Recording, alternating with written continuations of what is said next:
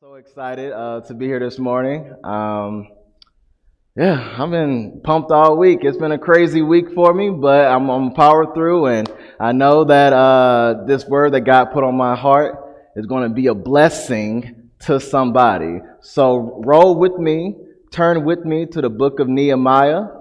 Grab your Bible, open up the Bible app. I'm sure a lot of people have that. It's like 2 billion downloads. So Nehemiah chapter 2. I'll be reading verses 11 through 16. Nehemiah chapter 2, verses 11 through 16. Reading from the NLT. Give y'all some time to find it if you're a little slow. It's fine. All right. So I arrived in Jerusalem. 3 days later, I slipped out during the night, taking only a few others with me. I had not told anyone about the plans God had put in my heart for Jerusalem. We took no pack animals with us except the donkey I was riding. After dark, I went out through the valley gate, past the jackal's well, and over to the dung gate to inspect the broken walls and burned gates. Then I went to the fountain gate and to the king's pool, but my donkey couldn't get through the rubble. So though it was still dark, I went up the Kidron Valley instead, inspecting the wall before I turned back and entered again at the valley gate. The city officials did not know I had been out there or what I was doing, for I had not yet said anything to anyone about my plans. I'm going to repeat that. I didn't say anything to anyone about my plans. I had not yet spoken to the Jewish leaders, the priests, the nobles, the officials, or anyone else in the administration. Oh man. Hey, go back. Let's go back to that 12th verse. Go back to that 12th verse. Yeah. Okay. I had not told anyone about the plans God had put in my heart for Jerusalem. Let's go back to the 16th verse. So he didn't say any plan. Then he repeated himself. I had not said anything to anyone about my plans. That concludes the reading. Oh, family, my subject I want to talk about this morning, is called security clearance. Security clearance. If it don't make sense right now, trust me, it's going to make sense. Just follow me, all right? Security clearance, that's the subject. And in this text, Nehemiah was demonstrating something we all need to demonstrate when it comes to a plan, a dream, a vision that God puts in our heart. Nehemiah didn't say anything to anyone about his plans. He didn't say any. He said it twice. That's how important he wanted us to know. He didn't say anything to anyone about the plans God has put in his heart. But if you think about us now, today's world, the 21st century, the rise of social media, we like to tell everyone everything about the plans that God has placed in our heart. We like to post about it. We like to tweet about it. We like to Instagram. We like to show all our social media, everything that God is putting in our heart. And the thing is, family, when we say something out there, when we put it out there, a lot of times it's a premature announcement. The timing is not right for that announcement. And that's why Nehemiah is saying, I didn't tell anyone anything. So if you're going around telling everyone everything, you're putting something out there that the opposition can defeat. Because how many times have you made an announcement that you felt good about, that God has placed in your heart, and then once the internet get a hold of it and social media get a hold of it, now you're no longer excited about what you used to be excited for? Because you made a premature announcement. Don't let your excitement, yes, I know it's a great feeling when God gives us something. When he speaks to us and drops something in our heart, we want to feel good and we want to tell some people, but no, he's saying don't tell anyone anything. The timing is not right. It's just the timing. It's not right. But we like to tell everyone everything about the plans that God has put in our heart. But when we When we receive something from God, a word from God, a lot of times, see, one thing, we serve a vague God. God is not big on detail. When he drops something in our heart, we don't really know the details around it. It takes time for all the details to come together. You feel me? So as it's taking time for that vision to mature, all the details to come together, it's in its infancy. So when we say something too quickly, we put something out there that's in its infancy. And how many know the enemy, it's easier to destroy something during its infancy. When something's a baby, when something's little. I know it's easier for me to kill a baby bug than an adult bug. I get terrified a little bit. I'm like, okay, this bug look too big for me. I need a vacuum. I can't do this with a hand. But it's easier to kill something in its infancy.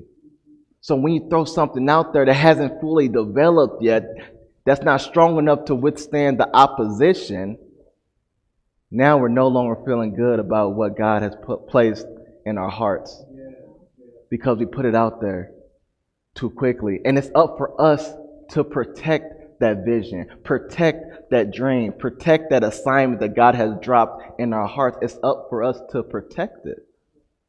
So how can you protect it?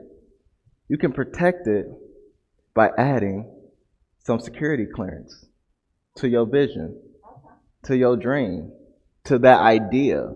Security clearance. Simply, security clearance is used a lot, and you can look at Boeing, NASA. It's basically a status granted to individuals, allowing them to access classified information. So that vision that God has dropped on your heart, that plan is classified information. Everybody don't need to know about classified information. If everybody needed to know about classified information, it wouldn't be classified. NASA wouldn't have to place security clearance around their stuff. Boeing wouldn't have to place security clearance. But security clearance is important because it protects sensitive information. It protects classified information. It protects restricted information.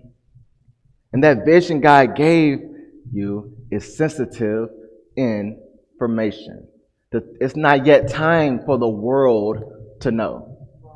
It's not yet time for the world to know. So the vision God gave you is sensitive information. Everybody don't need to know about the plans. Some people so quick. It'd be on Monday, God say something. Next you know, Tuesday, we letting the whole world know. And it's crazy. And Nehemiah saying, don't tell anyone anything. Everybody don't need to know. It's all about security clearance. All about security clearance. Because when you're adding security clearance to that vision, security clearance to that plan, you're trusting the people that's been granted security clearance to that they won't leak the information. You're trusting them that they won't leak the information. So during this time I'm up here, family, I want y'all to think about the people you can give security clearance to. Because the people you give security clearance to should be people you trust. Should be people that won't hear your vision idea and go start spreading it around to everybody. This is intimate information. It's between me and y'all. Think about it. For a while, the world did not know how Drake's baby looked when Drake had a kid. For the longest, nobody knew how Beyonce kids look. But the only people that knew how those kids looked were people with security clearance to that situation. Their inner circle. And that's how it should be when it comes to our spiritual lives and the information God drops in our spirit. Everybody don't need to know, only people you granted security clearance to. So does your vision have security clearance? Does your dream have security clearance? Does the plans that God has placed in your heart have security clearance? The public don't need to know everything. Security clearance. Does your plans have security clearance? And the thing is, it's important to have security clearance because we know there's opposition out there. The second you put something out there, the people coming. The people waiting on the information you put out there. It's like when you're trying to open up a pack of gum in class. People waiting. People waiting for you to open that pack of gum up so they can all act on it. So that's why it's important to protect that vision during its infancy, because if it's not strong enough to withstand that opposition, the opposition will destroy it. And now, like I said before, you're no longer excited. You no longer have that secured feeling knowing that this is God speaking to me. Now you're like, wait a second. I guess I shouldn't do this. You made an announcement on social media that you want to start a business, and now people are saying, wait, didn't you drop out of school? Now you're no longer excited about that vision of you starting a business because of opposition. So security clearance is a way to protect you from opposition. Protect that. But see, when Nehemiah received that vision from God to rebuild the walls of Jerusalem, that was classified information. The only person that knew about it was King Artaxerxes, because he had to get approval from the king in order to go to Jerusalem to fulfill that assignment. But as you can see in the 12th verse, when Nehemiah showed up to Jerusalem, he didn't say anything to anyone. Matter of fact, he was there for 3 days without doing anything. Then he said, I slipped out during the night, taking only a few others with me. We took no pack animals with us except the donkey I was riding. Nehemiah went to Jerusalem, didn't say anything, didn't tell anybody anything, and he traveled. He slipped out at night. And he traveled light. Why? Because he did not want to be detected by opposition. Because he knew opposition was out there. He knew. Because I want y'all to really write this down. There will always be opposition whenever you step out on a God-given assignment. Whenever you step out on a God-given assignment, there will be opposition. That's just the fact. That's just like there will be opposition. And that's why you can't tell everyone everything, because you don't know who's rooting against you. Because, yes, I want to be honest. You may think everybody like you. Everyone not rooting for you. Everyone don't want to see you succeed. Everyone don't want to see you get better. So when you telling everyone everything about the plans God has placed in your heart, you may put that idea in the hands of wrong people, because everybody not rooting for you. And Nehemiah knew that. Nehemiah knew everybody don't want me to rebuild these walls. And that's why your vision needs security clearance. Your plan needs security clearance, because everyone not rooting for you. And all because they're close to you does not mean they're going to root for you.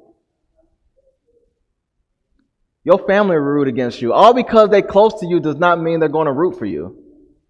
Some people are just want to be close because they want to be close enough to the action so they can talk about you later. They want to be close enough to your life so they can tweet about you later, post about you later, gossip about you later. Girl, I just got off the phone with such and such. She's trying to start a ministry. Oh, for real. Not with that body count, she can't. See, they will say stuff like that. They will say stuff like that because they're close. It's amazing how the people closest to you that really know your life can say the most hurtful stuff about you. The people close enough to you that really know you can say the most negative stuff about you. That's why you just can't be out here giving security clearance all because you're close to someone. The people that know your life the most, that know your life, they know they knew you when you, hey, why you trying to get your act together and go to church and join a ministry? Why you trying? Didn't we used to smoke back in the day? Like, they will say stuff like that. And if your vision not strong enough because you spoke about it during its infancy, you will crack. You no longer feel good. Now you sitting there like, you know what, he right. You know what, they right. Security clearance is a way to protect your vision from the haters until your vision is strong enough to withstand them. So when you're telling everyone everything, and because as humans, we are not conditioned to handle the opinions of millions of people. You can't say you don't care. You can't say, because if you trending the number one trending topic on Twitter, you're going to feel some type of way if it's for the wrong reason. And that's just, as humans, we're not able to. So that's why we have to be mindful, not putting everything out there. Because although you say, "Oh, I don't care what they say, they just hating on me," you're gonna still care a little bit. It's still gonna hit you somewhere. So Nehemiah moved at night because he knew opposition was out there. And opposition was waiting on Nehemiah before he even did anything. All he did was show up. And people was already hating on him. That's all he did. Verse 10, it say, "But when Sanballat the Horonite and Tobiah the Ammonite official heard of my arrival, they were displeased that someone had come to help the people of Israel." When they heard of Nehemiah's arrival, they were already hating on him. They don't know how he looked. They ain't met him yet. It's people out here hating on you and they ain't even met you yet. They don't even know you. They don't know you from anything, and they already hating on you all because you showed up. All because they heard of what God is doing in your life, they already hating on you. All because they heard about the moves you're making on the God-given assignments, they hating on you. People hate on you without even knowing you. They hated Nehemiah. All he did was show up. They just heard of his arrival. And they hated that he was an answer to a problem that they wanted to stay a problem. Think about it. He was an answer to a problem, and they wanted that problem to stay a problem. And that's what I say, everybody not rooting for you. God has called you to be an answer to a problem. Some people want that problem to stay a problem. And the fact that they see that you're an answer, all because you showed up, you didn't even say anything. You just walked in a room and people were upset. You just walking your life, you just walking out your God-given assignment and people are upset with you. They hating on you. They don't even know you. They just hating because they heard. And it's crazy how haters from different regions, area codes will all come together to hate on you because you're an answer to a problem. They want it to stay a problem. Sanballat and Tobiah were the two haters in verse 10, but if we go to verse 19, then a third hater came, Geshem the Arab. So people got together, would join forces to hate on you. And those three were regional governors serving under the king of Persia. They were leaders of anti-Jewish regions. They wanted Jerusalem to continue to suffer and be weak. So they wanted Jerusalem to continue to suffer and be weak. But the fact that Nehemiah showed up, the thought of Jerusalem getting better made them upset. The thought of Jerusalem getting better, stronger than they wanted made them upset because everybody don't want to see you getting better. Everybody not rooting for you. They don't want to see you getting better. And yeah, that's crazy. People don't want to see you quit smoking. People don't want to see you quit drinking. People don't want to see you quit, doing, gambling, doing all this crazy. They don't want to see you getting better. And the fact that you're starting to get better, oh, now you acting funny. Like, no, I'm just trying to get my life together. That's all I'm trying to do. So people hate on you because you're just trying to get better. Nehemiah's just trying to build Jerusalem back up. And these three haters are like, nah, bro, we good on that. Nah. So they were displeased. They were disturbed. People are disturbed by the God-given moves you're making because you're an answer to a problem. People are disturbed.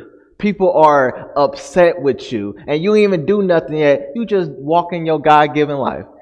You just walking out your God-given assignment. People are upset with you. These haters was upset that Jerusalem was getting better. And it's amazing how upset people get because you're trying to get your life together.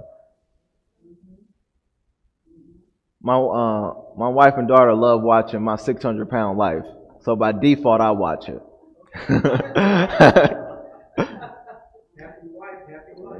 So I'll be sitting there, and now I sit and watch it. And one episode really stood out to me. It was the episode where this lady, over 600 pounds, was signed up to be a part of the program to lose weight. And her significant other, I don't know if her husband or something, got mad. And he broke up with her. He broke up with her because she's trying to get her life together. She about to basically kill herself by eating, and he upset because she's trying to fix the problem. Because everybody don't want to see you getting better. That was her partner, her boyfriend, husband, I can't remember, but that was somebody she trusted with her vision. She had a vision of losing weight and getting healthier. She gave him security clearance to it, and he wasn't for it. And so that's why you can't be out here giving security clearance to what God is doing in your life based on how close you are to someone. All because they family don't mean they will understand. All because they your wife don't mean that they'll understand. Your spouse, your husband, they don't mean they're gonna understand what God has placed in your heart. As soon as Nehemiah arrived on the scene, opposition was waiting on him. But opposition is not really that bad. Opposition is not really that bad. Opposition, see, the enemy will use opposition to make you feel, unqualified for what God placed in your heart.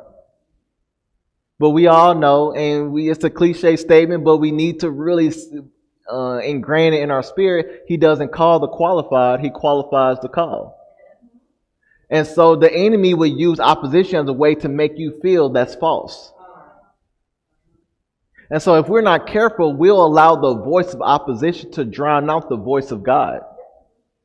If we're not careful, we'll allow the voice of opposition to drown out the voice of God. Because during opposition, God is constantly speaking to you. If you listen, he is constantly speaking. Be strong and courageous, for I am with you wherever you go.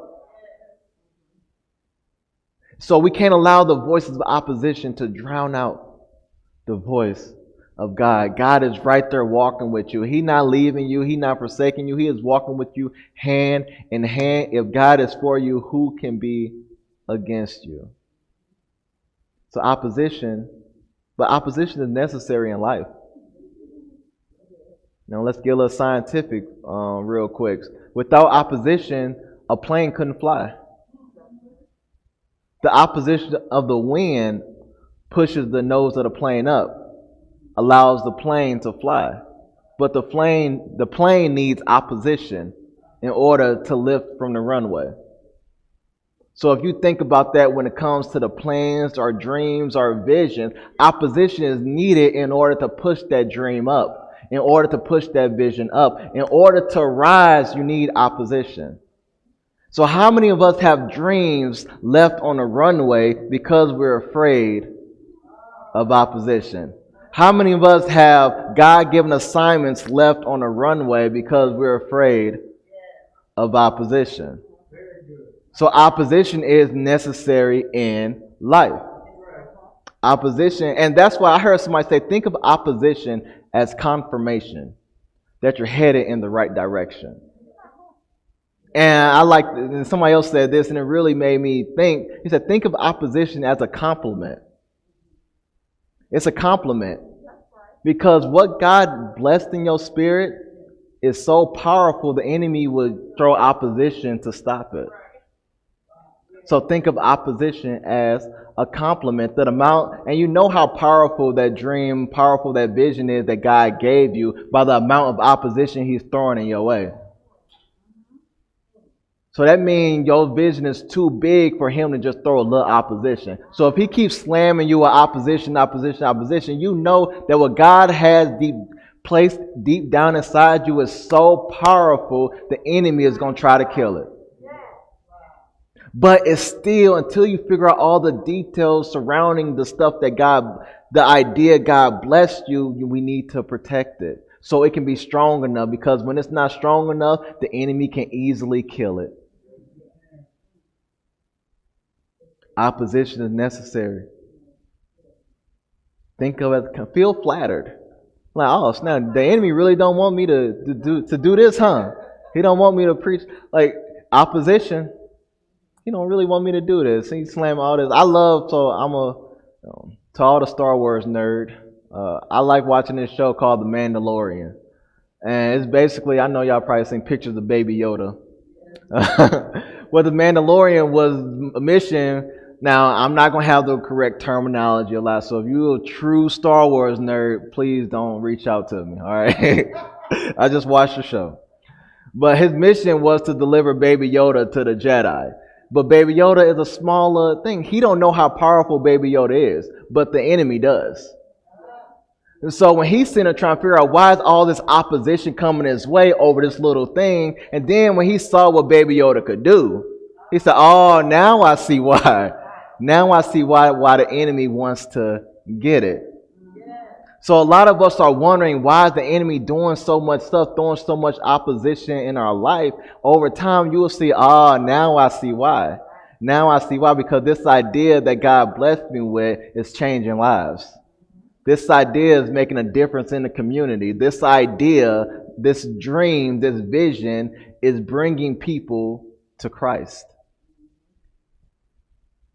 And that's what it does with the opposition. But we need to protect it while it's being developed, and we protect it with security clearance. Security clearance. Nehemiah slipped out during the night, taking only a few others with him. And let me stop right there real quick. That means Nehemiah didn't go alone. So he had a guy give an assignment. He could have easily went out at night by himself, but he grabbed a few others with him. Because let me tell you, that vision, that idea, that plan that God has placed in your heart is too big for you to do it alone. It's going to require you to have a few people around you to make it happen. God is all about relationships. He's all about building a team. Ecclesiastes chapter 4, 9 through 10 says, 2 people are better than one, because together they have a good reward for their hard work. If one falls, the other can help his friend get up. But how tragic is it for the one who is all alone when he falls? There is no one to help him get up. It's all about a team, because we're all working together to make something happen. If one falls, the other one steps up. That one falls, the other one. It's all about the relationship and the teamwork. Nehemiah could have easily went out alone to inspect the walls, but he didn't. He grabbed a few people and he made a team. And so just trust God. So some of us are, and I'm guilty of it. When God gives me an assignment, I'm like, God, I need people around me to make it happen. I can't do this by myself. God didn't give it to you for you to do it by yourself. He's going to bring the right people around you. He's going to bring the right people around you to make it happen, because it's going to require us. It's too big for you to do it alone. And Nehemiah grabbed a few men and he gave them security clearance to what he was about to go do. He didn't grab like a whole. He didn't tell everyone everything. That he didn't say, "Hey y'all, I'm about to go." First of all, they didn't even know he was there. He was moving in silence. He wasn't making a lot of noise. He just did his job. He could have easily made he didn't post nothing. He didn't start nailing flyers on the wall and say, "If y'all want to come with me to inspect the walls, join me tonight and we're going to make this happen." No, he didn't want to risk. Yeah, he didn't want to risk opposition detecting what he was doing, because like I said, if you speak too soon, opposition will destroy something you don't even know what it is yet. You don't even know what that dream really is yet. You don't know what that vision really is yet. So when you put something out there prematurely, the enemy can destroy it before you really know what it is. Like I say, God is vague. God not going to give you all the details. No, the details going to add up over time. So until then, protect it. Nehemiah only grabbed a few people to go with him. All because, and that's the power of few. Some people think you need a huge team in order to make moves out here. No, you just need a few people. Because it's all about the quality of people around you, not the quantity. That's right. It's all about the quality. Nehemiah, the people Nehemiah chose, that means he trusted them to keep secret what he was doing. He trusted them to not leak and go tell his opposition what he was doing. Yeah. So that means the people he selected passed, but he granted security clearance. They passed that background check. These are people he vetted out. These are people they can handle what I'm about to show them. We can't base our analysis on how long we've known someone. We can't base our analysis on when we grant a security clearance on if they're family or not. We can't. I don't care if you've been friends with them since kindergarten. That don't mean they get access to that vision God gave you. Yes, I know y'all were college sweethearts. That don't mean they need to get access to it. If they don't pass the check for a security clearance, don't give it to them. Let me tell you, I know people at Boeing. I know people at NASA. I just can't walk up there and just try to go in the building because I don't have security clearance. But I know them. I know people in there. But that don't mean all because they know me don't mean they know me like that. That's just a fact. Well, first of all, I'll probably get arrested if I try to walk into NASA. Like, who is this fool? Just walking here confidently. I know Susan. Tell her to come on now, let me in. I'm like, wait a second. Like, who are you? Who are you? We don't know you like that. But so this is work we need to do when it comes to granting security clearance into our vision. It requires us to audit our friends. It requires us to audit the people around us, audit our inner circle. It's crazy. We can audit our finances. Sometimes we check our credit score more than we check the friends around us. It requires us to audit. The people around you are important. The people you keep around you, the people you tell your business to is important because you don't know who's against you. Like I said, you don't know who's just trying to be close so they can get front row seats or to what's going on so they can talk about you later. Your inner circle is critical to the trajectory of your life. Your direction in your life can change so much if you have the right people around you. If you don't believe me, last week I did off script and I talked about Naaman. If you missed that sermon, you can go back last week and watch it off script. And we looked at Naaman and how Naaman was upset when he went to go. He thought God was going to heal him the way he wanted God to heal him. He wanted to wave his hand and heal him of his leprosy. But God was like, "Nah, dip yourself in the Jordan River." And because of Naaman's pride, he turned and went away in a rage. But we do know that the end result is that Naaman got healed. So what changed between him turning around, walking in a rage, and him getting healed? What happened? I'll tell you what happened. His crew happened. His servants happened. So it's safe to say because of them, he got healed. Naaman's crew is the reason Naaman changed his mind about the Jordan River. It was Naaman's crew. So if Naaman's crew was not like how they are, Naaman's pride would have blocked his blessing. 2 Kings chapter 5 verse 13 says, "But his officers tried to reason with him and said, 'Sir, if the prophet had told you to do something very difficult, wouldn't you have done it?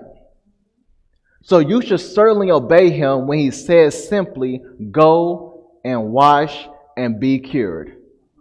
Naaman's official told that to Naaman, and next you know, Naaman is walking back and he dipped himself in the Jordan River. They checked him. The people around you, the people you give security clearance to, should be able to check you. They should be able to tell you when, hey, I think you're wrong about this one. Hey, I know how you feel and you upset with God, but let's think about it a little deeper and see what God is trying to teach you. In your inner circle, the people around you can change the direction of your life. People around you need to check you. Everyone needs a little spiritual check every now and then. That's right. Everyone needs to. I preach, pastor, I do a lot of like motivational, inspirational stuff, but every now and then I need to be checked because I get down. And I remember there was an opportunity where I had an opportunity to perform, this was 2014, in front of an audience from like 700 people. And I was about to say no because I felt like I wasn't ready. But I had somebody next to me that said, hey, you always talk about God will open doors for you and God wouldn't bring a door to you that he didn't give you the strength to walk through. So what now? And I didn't have nothing to say. I like, you're right. And I walked through that door with confidence because I needed that spiritual check. I needed to be slapped up in the head like, hey man, look, you do all this talking, now it's time for you to walk what you talk. But the people around you, all because they're around does not mean they need to be down. All because they're around doesn't mean they need to be down. Let's think about it for a minute. How many disciples did Jesus have? 12. How many disciples did he take with him to the transfiguration? 3. He had 12 disciples total, but he only took 3 to the transfiguration. He only gave 3 people security clearance to that moment. He only took 3. He only took Peter, James, and John up to the mountain with them. He meant for them to see him in his glory, radiating light from his face and his clothes. He meant for them to be there. Their participation in that moment was intentional. Jesus only chose 3 people to have security clearance to that moment, even though he had 12 disciples total. He only chose 3. Jesus trusted 3 disciples enough to expose his true self to them. And do you have people around you that you're comfortable exposing yourself to? The people that really know you. The people you give security clearance to should be the people you're comfortable exposing yourself to. How you feel. Yes, all because God placed something inside of you doesn't mean you're not going to get frustrated. You're going to get frustrated. You're going to have some ups. You're going to have some downs. But the people around you should be able to see that and push you forward. And you should be safe enough to expose yourself to them, not thinking, oh, they just going to tell other people that I'm crying today because I don't know how this idea is going to come. No, you need to choose people that you're comfortable exposing yourself to. The people you give security clearance to should be able to handle the exposure. But here's the thing. After Jesus exposed his true self, after he exposed his true self to Peter, James, and John, what did he tell them? He said, don't tell anyone about the vision don't tell anyone about the vision until the Son of Man is raised from the dead. Don't say anything until. That means there's a right time for the world to know something. But don't tell anyone until.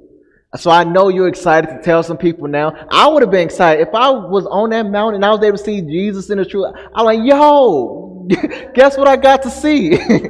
You're going to be excited. But he said, no, don't tell anyone about what you saw. Don't tell anyone about this moment. Don't tell anyone about this classified situation until. And if you think about Nehemiah adopted that same thing. He didn't say anything about his plans to anyone until he was finished inspecting the walls. After he went out and inspected, that's when he went to the city officials and told them about the plans God has placed in his heart. Nehemiah was just out here moving around in silence. But he was being effective. He was being effective. Every move you make don't need to be known for you to be effective. Every move you make don't need to be announced so people can know. And that's the myth. We think especially with social media, they think if you don't post anything, that means you ain't doing nothing. That's not true. They're too busy being effective. They don't have time to post. Some of my favorite people to follow are the ones that don't post a lot. Because I know when they do post something, it's going to be worthy.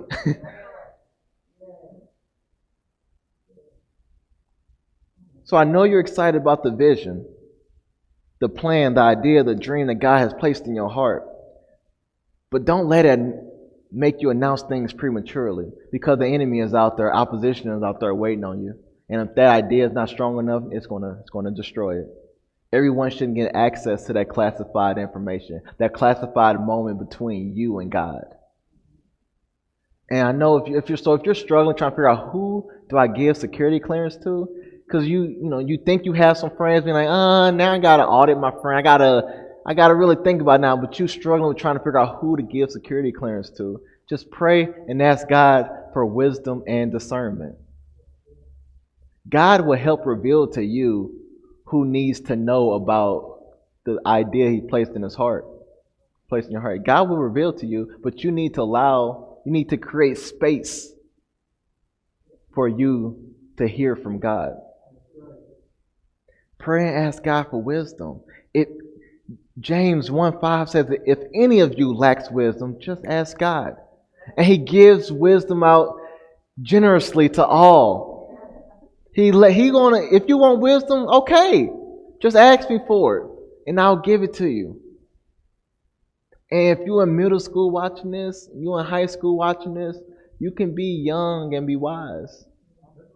You could be young and make wise moves. A lot of people want to fall to that. In order for you to be wise, you need to be old. You need to make a lot of mistakes and all that. No. Yes, wisdom, does come with age. Yes, but spiritual wisdom does not have an age limit. Spiritual wisdom does not have an age. So you can be in middle school and still make some wise decisions spiritually.